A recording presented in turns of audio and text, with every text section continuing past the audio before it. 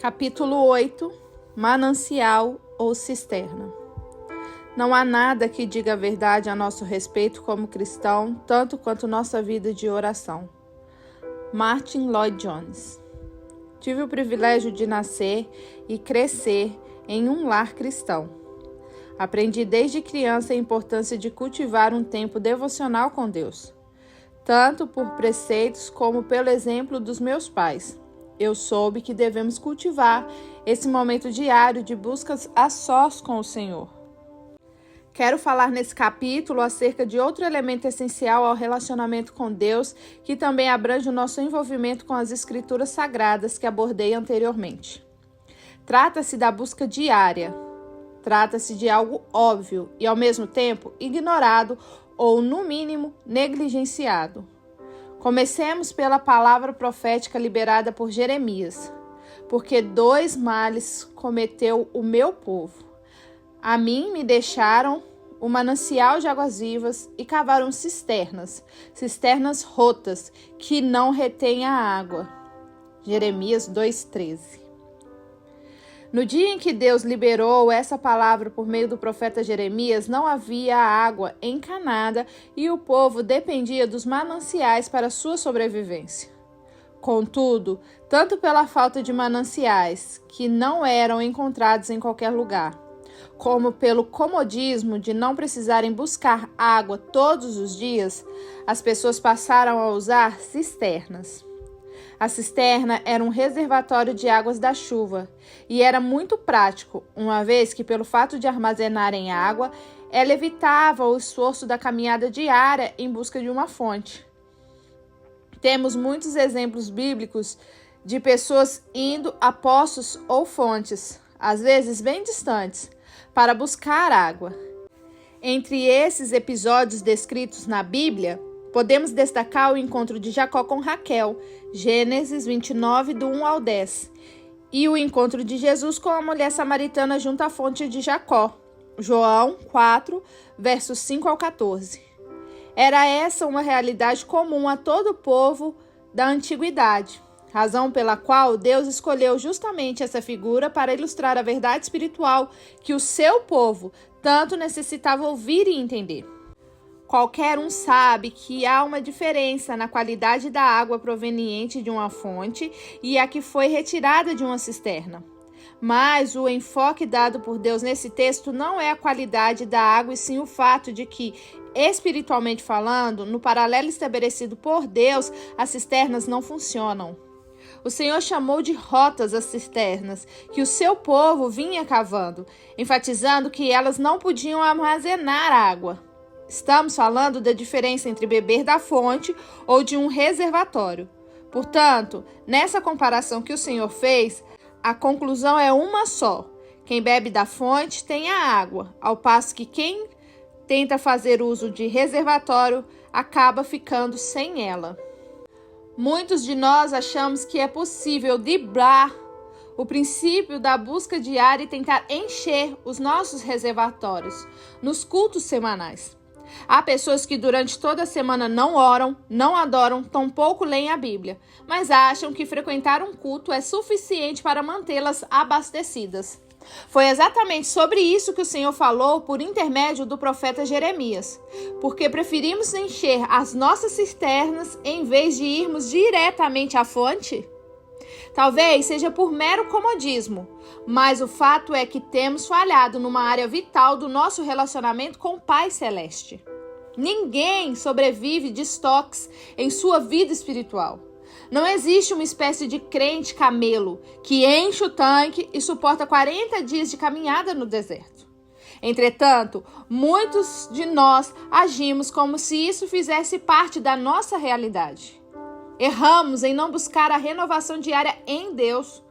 Como declarou Smith Wigglesworth, o apóstolo da fé, se há algo que desagrada a Deus é a estagnação. Creio que essa é uma área importantíssima a ser concentrada em nossas vidas. Não há nada que nos leve a ficar mais próximos de Deus do que o nosso relacionamento diário. Essa ideia de beber da fonte é usada por Deus em toda a Bíblia. Creio que isso serve para cultivar em nós uma mentalidade correta com relação ao nosso relacionamento com Ele.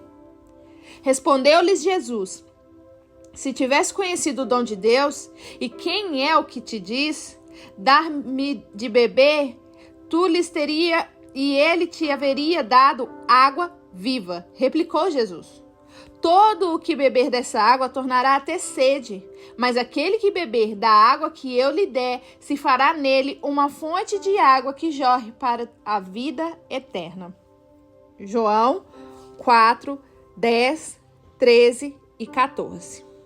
Ora, no último dia, o grande dia da festa, Jesus pôs-se em pé e clamou, dizendo: se alguém tem sede, venha a mim e beba. Quem crê em mim, como diz as Escrituras, do seu interior correrão rios de águas vivas. João 7, 37 e 38. Pois o cordeiro que se encontra no meio do trono os apacentará e os guiará para as fontes da água viva. E Deus lhes enxugará dos olhos toda lágrima. Apocalipse 7:17. O Espírito e a noiva dizem: vem. Aquele que ouve, diga: vem. Aquele que tem sede, venha. E quem quiser, receba de graça a água da vida. Apocalipse 22:17. A fonte não somente retrata o nosso relacionamento diário com Deus, a nossa busca contínua, mas também exprime a ideia de que não é necessário estocarmos ou armazenarmos água, e que podemos dar preferência à água fresca. Decida hoje mesmo a investir em seu relacionamento diário com o Senhor e a fazer disso a sua fonte de águas vivas. Não se deixe levar pelo desejo de cavar para você mesmo uma cisterna rota que não retém as águas. Chegar ao ponto crucial da busca ao Senhor, onde nada mais importa, envolve tanto a intensidade como a frequência. Não pode haver em nosso relacionamento com Deus somente um desses elementos. Tem gente tentando viver a intensidade de busca sem a frequência. E tem gente tentando viver a frequência sem a intensidade. Se não combinarmos essas duas características em nossa busca, ela se tornará incompleta e não cumprirá o seu propósito. Quando o Novo Testamento relata a maneira pela qual a igreja reagiu à visitação do Espírito Santo em seus dias, ela destaca o aspecto da relação diária com o Senhor. Diariamente, perseveravam unânimes no templo, partiam pão de casa em casa e tomavam as suas refeições com alegria e singeleza de coração, louvando a Deus e contando com a simpatia de todo o povo. Enquanto isso, acrescentava-lhes o Senhor dia a dia os que iam sendo salvos. Atos 2, versos 46 e 47. E todos os dias no templo e de casa em casa não cessavam de ensinar e de pregar Jesus, o Cristo. Atos 5:42. É tempo de voltarmos a essa dimensão de vida cristã e ministerial. Avivamento diário. A busca diária. Deus espera que o busquemos todos os dias. Isso me parece bem claro na oração modelo que Jesus nos ensinou. O pão nosso de cada dia nos dá hoje. Mateus 6:11.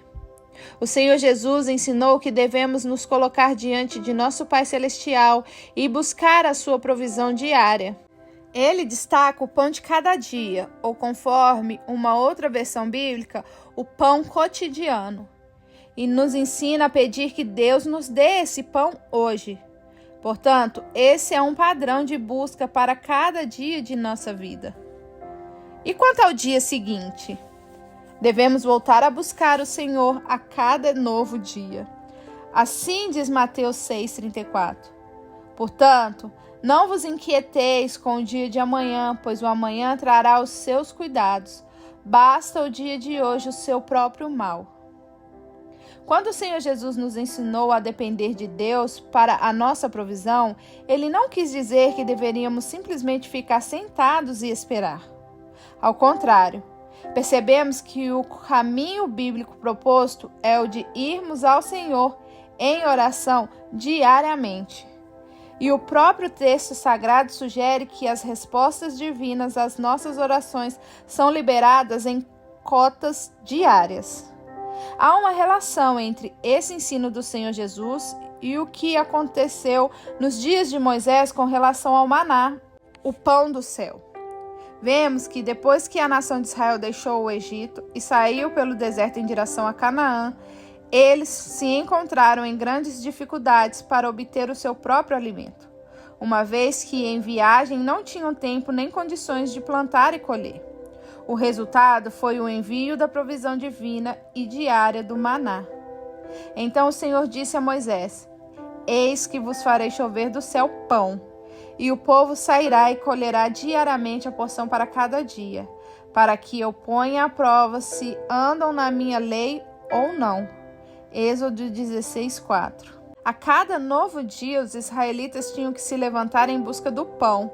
Deus queria que fosse exatamente assim. Disse-lhes Moisés: Ninguém deixe dele para a manhã seguinte. Eles, porém, não deram ouvidos a Moisés, e alguns deixaram do maná para o dia seguinte, porém deu bicho e cheirava mal. E Moisés se indignou contra eles. Colhiam-no, pois, manhã após manhã, cada um quanto podia comer, porque em vindo o calor se derretia. Êxodo 16, verso 19 ao 21. O que temos aqui não é apenas uma lição de dependência, mas inclui também os parâmetros divinos segundo os quais o povo deveria relacionar-se com o Senhor. Aparentemente, era isso que acontecia no Jardim do Éden, onde Deus visitava os seus filhos diariamente. Gênesis 3:8. Observe a desobediência deliberada e imediata dos israelitas. O Senhor claramente os advertiu de não estocar o maná para o dia seguinte. Ele prometeu uma nova porção a cada novo dia. Ainda assim, eles lhe desobedeceram e tentaram fazer reservas para o dia seguinte. Por quê? Para não terem que se preocupar em buscar o maná todo dia. Isso é comodismo.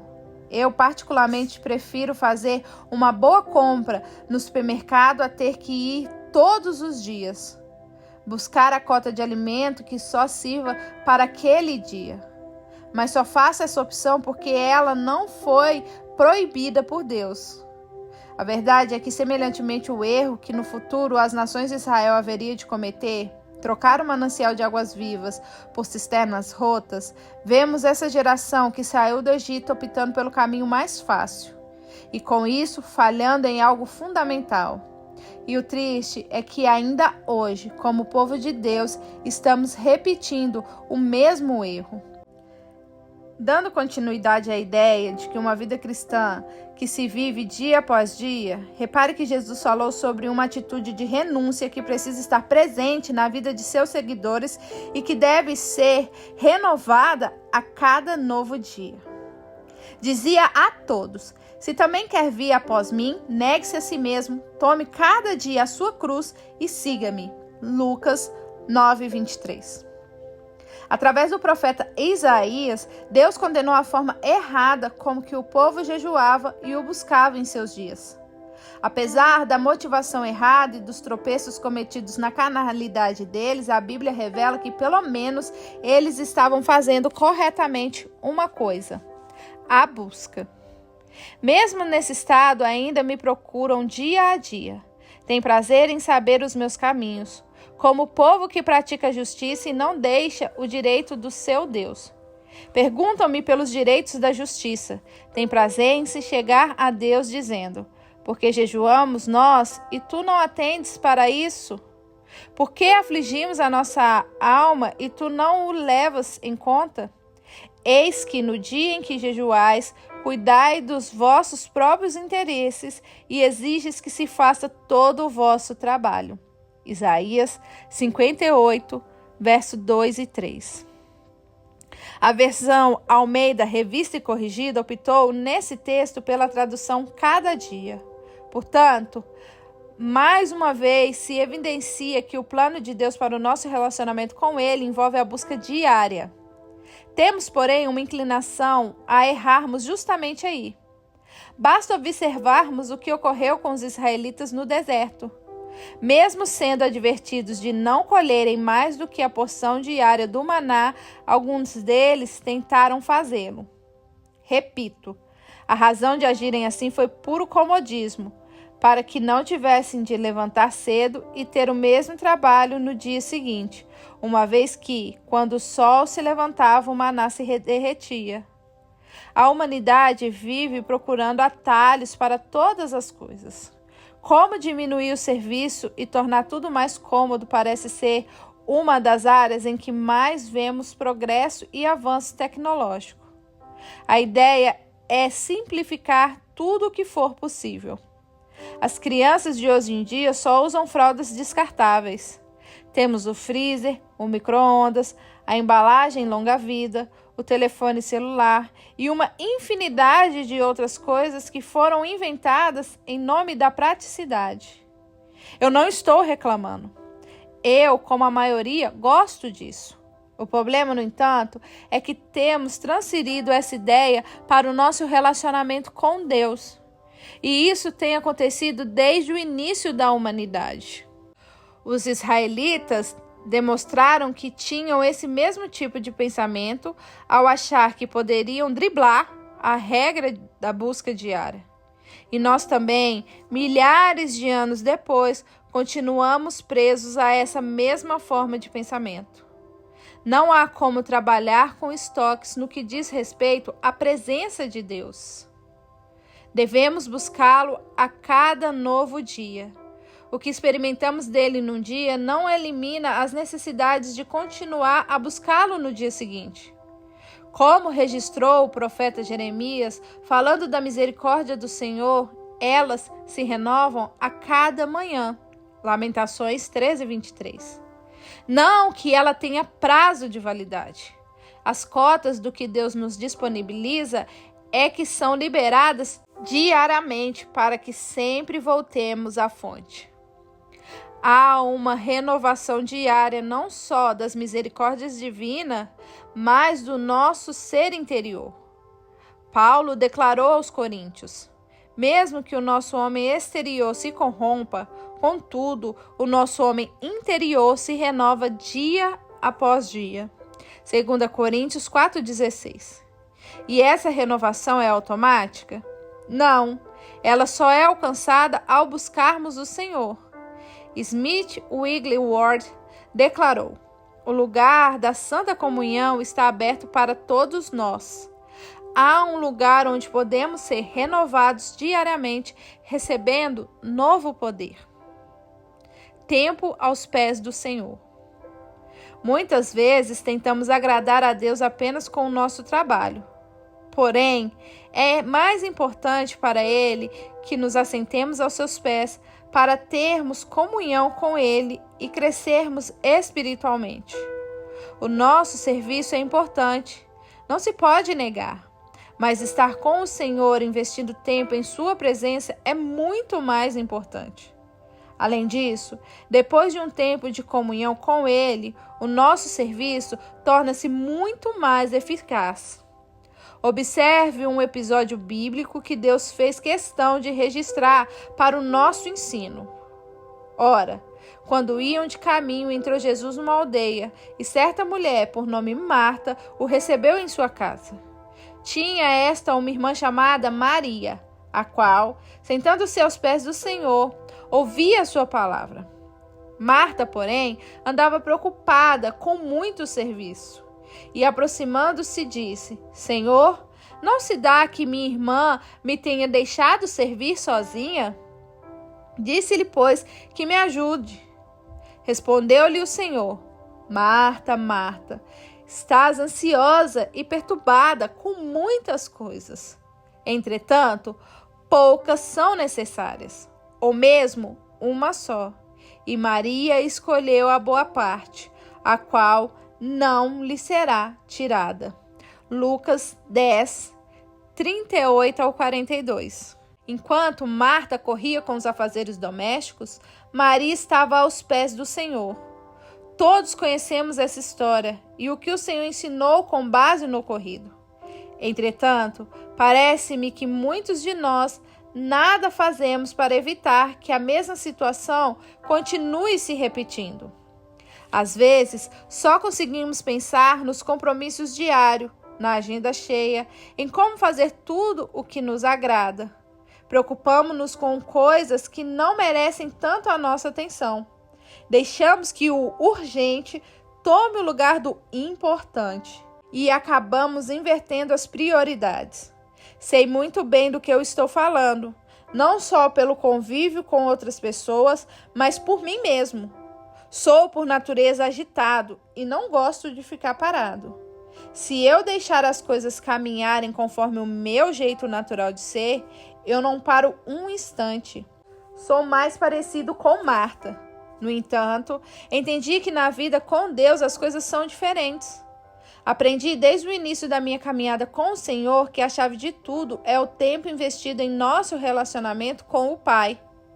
Muito embora, por temperamento, eu seja uma pessoa muito parecida com Marta, por princípios bíblicos tenho forçado o meu comportamento a ajustar-se ao de Maria.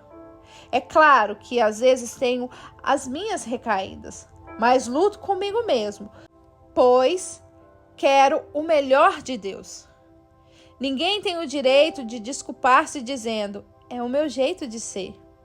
Se Deus nos fizesse de modo diferente uns dos outros, dando a uns melhor condição de buscá-lo do que a outros, então ele estaria sendo injusto com muitos de nós. Ele estaria praticamente escolhendo antecipadamente quem poderia agradá-lo.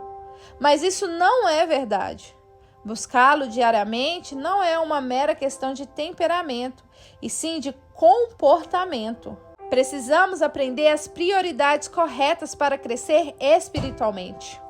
A falta de tempo com Deus é um dos maiores obstáculos ao crescimento espiritual dos cristãos. Costumamos permanecer tão cegos em nosso comportamento errado que às vezes tentamos convencer até mesmo Deus de que estamos certos. Marta foi pedir a Jesus que lhe fizesse com que Maria se levantasse e ajudasse.